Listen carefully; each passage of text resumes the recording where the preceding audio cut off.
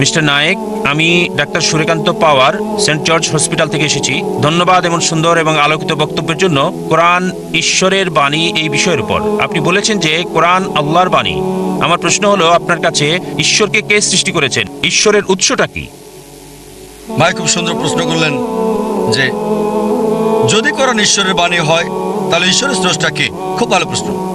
যদি আপনাকে জিজ্ঞেস করি যে আপনার বন্ধু জন একটা সন্তান জন্ম দিয়েছে, আপনি কি বলতে পারবেন সন্তানটা ছেলে না মেয়ে?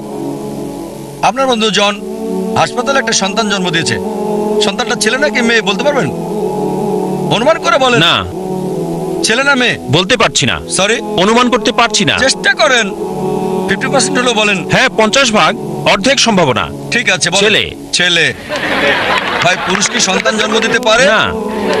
এখন এটা ছেলে না মেয়ে? নামটা মেয়ে নাম হতে হবে। আমি আপনাকে বলছি আপনার বন্ধু জন। আমি জানি না কোনো মহিলার নাম জন হয় কিনা। না, আমরা বলবো না। আচ্ছা আচ্ছা, ধরেন আপনার বন্ধু, ছেলে বন্ধু, সে হাসপাতালে গিয়ে একটা সন্তান জন্ম দিল। সন্তানটা ছেলে না মেয়ে? মেয়ে। পুরুষ কি সন্তান জন্ম দিতে পারে? না।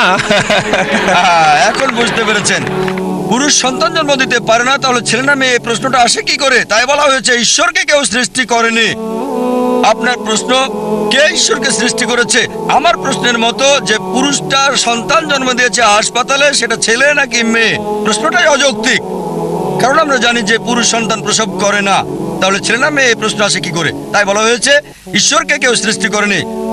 প্রত্যেক সৃষ্টির একজন স্রষ্টা থাকে, ঈশ্বরের কোনো স্রষ্টা নেই। তাই নাস্তিকের সাথে তর্কের সময় কখনোই বলি না যে সবকিছুরই স্রষ্টা আছে। আমি বলি প্রত্যেক সৃষ্টির স্রষ্টা আছে, ঈশ্বর কোনো সৃষ্টি নয়। বলা হয়েছে যখনই আমি বলবো ঈশ্বরের স্রষ্টাকে, আর সে ঈশ্বর নয়। তার সংজ্ঞা হচ্ছে আল্লাহর কোনো স্রষ্টা নেই। আশা করি উত্তরটা পেয়েছেন।